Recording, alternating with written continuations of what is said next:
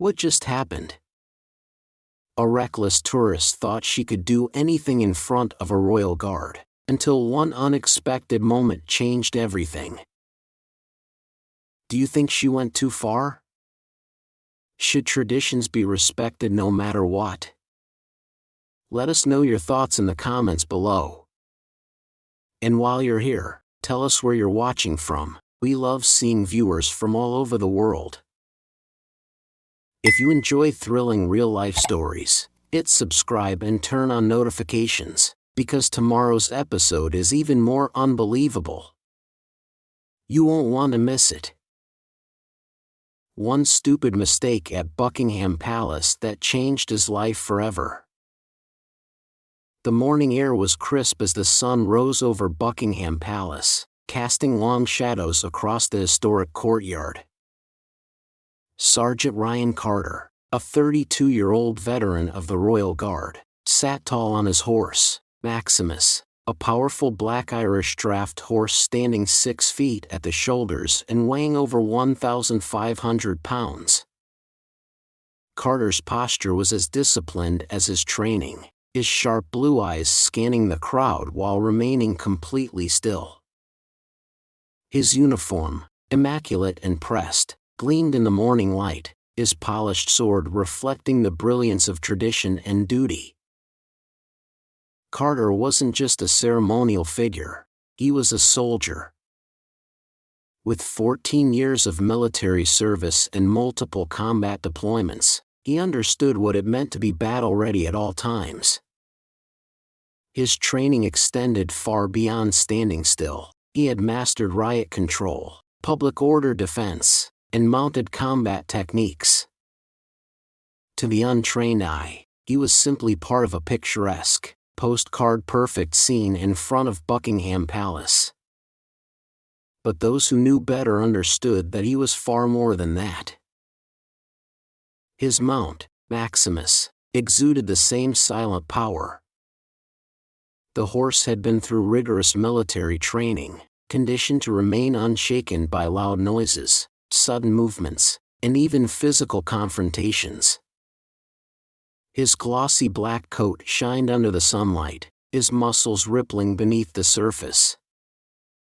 To the tourists who stood behind the thin white line separating them from the royal guard, he looked like a magnificent, disciplined creature, a symbol of centuries-old British tradition. But for Carter, Maximus was more than a symbol. He was a partner, a guardian, and, if necessary, a force of nature. As the crowds gathered, snapping pictures and filming videos, Carter remained stoic. Some tourists tested their limits, waving, making silly faces, hoping to get a reaction. Others respected the unwritten rule: you don't mess with the royal guard. Among the crowd stood retired Captain John Reynolds, a 66-year-old former cavalry officer, watching with a knowing gaze. He had served in the military long enough to recognize potential trouble before it happened.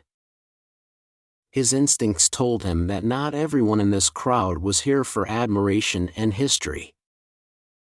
Some people, the reckless kind, would see the uniform and the stillness as an opportunity for mockery.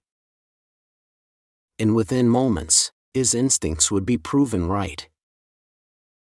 The atmosphere outside Buckingham Palace remained lively, filled with tourists admiring the royal guard, clicking their cameras, and whispering among themselves.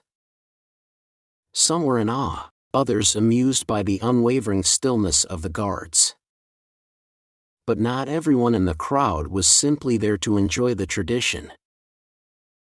Derek Mitchell, a 35-year-old man, already drunk before noon, stood near the edge of the gathering crowd. His unkempt hair and the wrinkled soccer jersey he wore hinted at a long night of drinking and disappointment. His team had lost badly the night before, and the sting of defeat had fueled his reckless behavior. Fueled by cheap whiskey and frustration from his recent job loss, Mitchell's bitterness had turned into something worse, an urge to disrupt, to prove that these guards were just for show. He nudged his two friends, both just as intoxicated, and pointed towards Sergeant Ryan Carter, who sat motionless atop Maximus. "Look at this guy," he slurred, his voice dripping with contempt. "Thinks he's all high and mighty. Bet I can make him flinch." His friends chuckled, one of them pulling out his phone, already recording. "Go on then," one taunted. "Show us what happens when you mess with the fancy soldier." Mitchell staggered forward, pushing past a group of unsuspecting tourists. Retired Captain John Reynolds, who had been silently observing, narrowed his eyes. He had seen this kind of trouble before, drunk fools who didn't understand that some traditions weren't just for show, that the men standing guard outside Buckingham Palace weren't performers, but soldiers. Mitchell now stood dangerously close to the white boundary line, where tourists were not supposed to cross. He waved his hand in front of Carter's face, slurring, "What's the matter, mate? Too scared to move?" The crowd around him shifted, some whispering, others chuckling nervously, but a few began recording, sensing that this could escalate into something serious. Carter remained still, his grip on Maximus's reins firm, his jaw tightening just slightly, the only indication that he was aware of the unfolding situation. His training taught him discipline, restraint, and patience. But he was also trained for escalation. Reynolds stepped forward, his voice a low warning. "Son, you don't want to do this." But Mitchell grinned recklessly, his blood alcohol level drowning out all sense of reason. And in that moment, he made the worst mistake of his life. The laughter from Mitchell's friends grew louder as he staggered even closer to Sergeant Ryan Carter and Maximus, the towering black Irish draft horse. The tourists watching the scene had started whispering, their amusement fading into unease. Some held their phones up, recording, not out of entertainment anymore, but out of concern. Mitchell grinned, emboldened by the attention. He waved his hand just inches from Carter's stoic face. "Come on, man. Just blink, smirk, do something," he taunted, his breath reeking of alcohol. But Carter didn't move. His grip on the reins was firm, his posture unshaken. A few chuckles still lingered in the crowd, but a shift was happening. People were no longer enjoying the show. A middle-aged woman, her arms crossed, shook her head in disapproval. A father pulled his young daughter closer, whispering something about respect. Mitchell was too drunk to notice. His frustration mounted, and suddenly, he reached into his pocket, pulling out a small object, a cigarette lighter. The moment it flicked to life, a collective gasp rippled through the crowd. Captain John Reynolds, still watching closely, tensed immediately. His instincts screamed danger.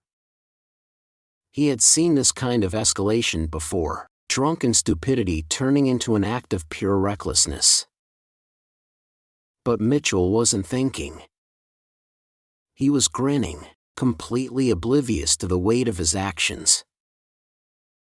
"Let's see how tough this horse really is," he slurred. He lunged forward, lighter raised, aiming for Maximus's flank. And that's when everything changed. Carter's military reflexes kicked in instantly. Without breaking his ceremonial stance, he shifted ever so slightly in the saddle. Maximus responded immediately, trained for riot control, his movements smooth and controlled. With the subtlest cue from Carter's legs, the massive horse performed a precise quarter turn, shifting his bulk between Mitchell and his intended target. At the exact same moment, Carter's right hand moved effortlessly to the hilt of his ceremonial sword, shifting it into a defensive position, not drawn, but ready. The power of that moment froze Mitchell in place. The once laughing crowd fell silent. Even Mitchell's friends, who had encouraged him, lowered their phones. Reality had finally caught up with them. And then, in the most commanding voice the courtyard had ever heard, Carter spoke. "Stand down." It wasn't a request. It was an order. And for the first time that morning, Mitchell realized he had made a very, very big mistake. The silence after Sergeant Carter's command was deafening. Mitchell, still frozen in place, blinked rapidly, his drunken bravado wavering. The crowd around him had shifted from mild amusement to shock, their eyes locked on the unfolding confrontation. Some whispered anxiously, while others instinctively stepped back. Mitchell's friends, who had once cheered him on, were now visibly uneasy. The tension in the air was palpable. No one had expected this to escalate. No one had expected Carter, who had stood motionless for so long, to react with such precision and authority. And yet, he never broke discipline. His grip on the reins was firm but measured. Maximus stood steady, his muscles coiled like a spring, trained for both ceremony and defense. His deep brown eyes locked onto Mitchell, not in fear, but with the quiet control of a horse that had faced far worse. But Mitchell, either too drunk or too foolish to stop, made his next mistake. He shook his head, chuckled nervously, then lifted the lighter once more. "Oh, come on. It's just a joke," he slurred, his voice weaker now, but still defiant. Before he could move an inch closer, another voice cut through the air, this one crisp, commanding, unmistakable. "That's enough." Captain John Reynolds, who had been watching from the sidelines, stepped forward with purpose. His deep-set eyes bore into Mitchell with the weight of decades of military service. He wasn't just another officer. He was the man in charge. Mitchell finally hesitated. The drunken arrogance in his expression flickered, replaced by something else, realization. Reynolds didn't have to raise his voice. His presence alone was enough to command attention. "You're interfering with an active military post," Reynolds stated, his voice steady but edged with warning. "And that," he said, gesturing to the lighter, "is attempted harm against a serving military horse." Mitchell swallowed hard. For the first time, the full gravity of his actions settled in. The crowd murmured in agreement, a few voices even hissing their disapproval. The shift was complete. What had started as a drunken prank had turned into something much darker, a direct challenge to centuries of unshakable discipline. And Mitchell was about to learn just how serious that was. Mitchell stood there, his face pale, his drunken bravado completely gone. The crowd was no longer laughing. His friends, once egging him on, had stepped back, their phones lowered, their expressions uneasy. Captain Reynolds took another step forward, his gaze unwavering. "Do you have any idea what you've just done?" he asked, his voice calm but charged with authority. "You didn't just try to startle a horse. You threatened a military asset." Mitchell opened his mouth to argue, but stopped. His eyes flickered to Sergeant Carter, still atop Maximus, unmoved, unshaken. The stallion stood firm, his breathing controlled, his posture poised. It was the very image of discipline, everything Mitchell was not. Then came the sound of approaching footsteps, fast, deliberate. 2 uniformed officers pushed through the crowd, their expressions firm. "Sir," one of them said to Captain Reynolds, "we need to take this man in." Mitchell let out a nervous laugh, shaky, desperate. "Come on, it was just a joke," he tried, his voice weak now. "I wasn't gonna hurt him." "You don't get to decide that," Reynolds cut in. "Not here. Not ever." The officers grabbed Mitchell's arms, firm but controlled. The reality of the moment hit him like a hammer. His face flushed, his breath quickened. The consequences of his actions were no longer just an idea. They were real.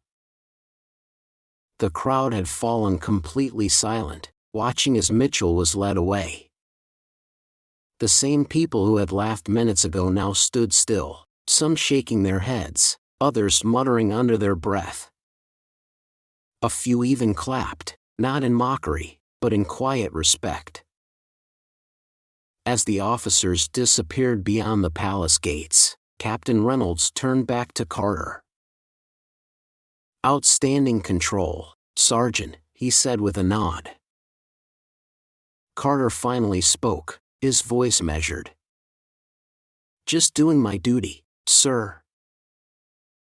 Reynolds looked at Maximus, still standing tall, his coat gleaming in the afternoon sun. The very image of unshaken discipline. "Indeed," he said, his voice thoughtful. "And a damn fine example of why tradition endures." As the crowd slowly dispersed, the changing of the guard resumed. Just like that, order was restored, the palace standing as it always had, unmoved, unchanged, unbreakable. What do you think? Was Mitchell just playing a stupid prank, or did he cross the line? Should there be stricter consequences for people who disrespect military traditions, or do you think these moments should just be ignored? Drop your thoughts in the comments below. Do you believe tradition and discipline still hold value today, or are they just relics of the past? Have you ever witnessed a moment where someone took a joke too far, only to face real consequences? And while you're here, where are you watching from? We love seeing viewers from all around the world. Let us know what country or city you're tuning in from, and maybe we'll give your comment a shout out in the next video. If this story shocked you, wait until you hear what we have coming tomorrow. Make sure to subscribe and turn on notifications so you don't miss it. The next episode will leave you speechless. You won't believe what happened next. Let's get the discussion going. Was justice served? Should people like Mitchell face legal action for what he did? Tell us below.